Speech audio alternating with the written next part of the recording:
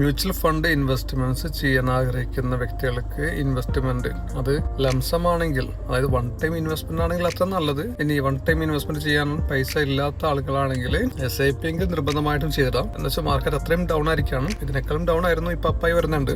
എപ്പോഴും market down ആകുമ്പോൾ മാർക്കറ്റിൽ ഇങ്ങനെ ഫണ്ടായിട്ടുള്ള മ്യൂച്വൽ ഫണ്ടുകൾ നല്ല രീതിയിൽ ഇൻവെസ്റ്റ്മെന്റ് ചെയ്യാൻ നോക്കുക.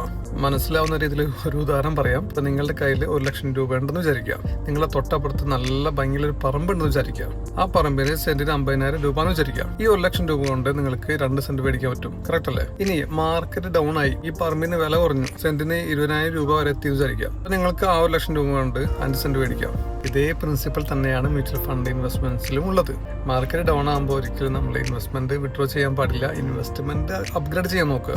One time investment, lump sum investment ചെയ്യാൻ പറ്റിയ സമയമാണ്. നല്ല ടൈം അനുസരിച്ചുള്ള നല്ല ഫണ്ടുകൾ നോക്കി ഞാൻ അലോക്കേറ്റ് ചെയ്തുതരാം. എന്തെങ്കിലും ഫിനാൻഷ്യൽ എൻക്വയറീസ് നിങ്ങൾക്ക് വേണ്ടപ്പെട്ട ഫാമിലി മെമ്പേഴ്സ്, ഫ്രണ്ട്സിനുണ്ടെങ്കിൽ ഒന്ന് അറിയിച്ചു കേട്ടോ.